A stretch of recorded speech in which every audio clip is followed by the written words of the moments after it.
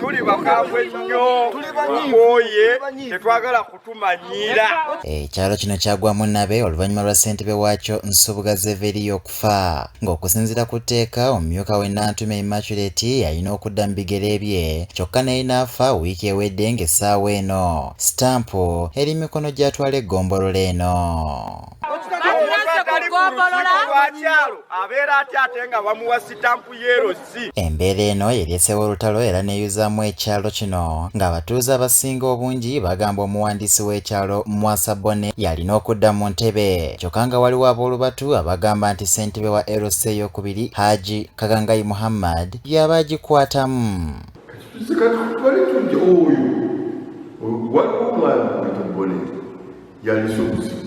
Yakaina mwachiyamani abadde kuterekatiko naye yayagala mwachiyamani era yipikira mwachiyamani okujja senga wabawo korona yipikira mwachiyamani naye nga tetalina mugaso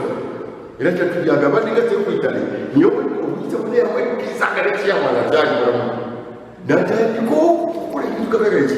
alabirogere byonna omulimu gwalosi aguteeka mu kudiringa ttaka.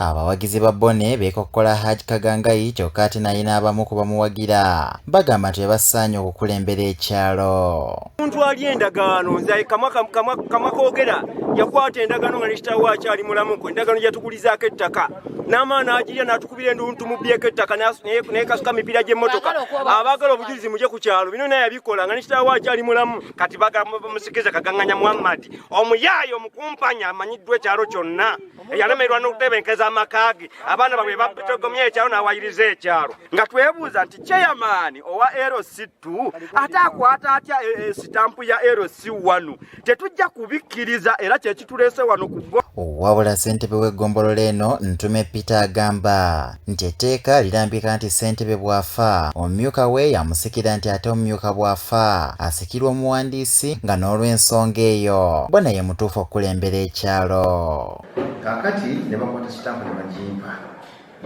nze nensalawo nti sitampu kandibwe sekurite kubanga amanyi etteeka bwe tulikola kiri bwe litambula naye kyabo bubi nnyo bannakigwanyizi abasenze abazze mu mwende muno nga beefula abasekulite nga baagala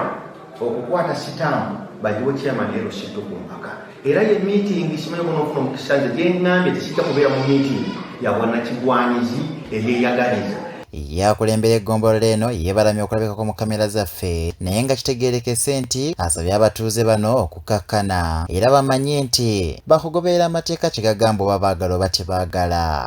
Kaganganya tetwagala, Muhammad Kaganganya tetwagala.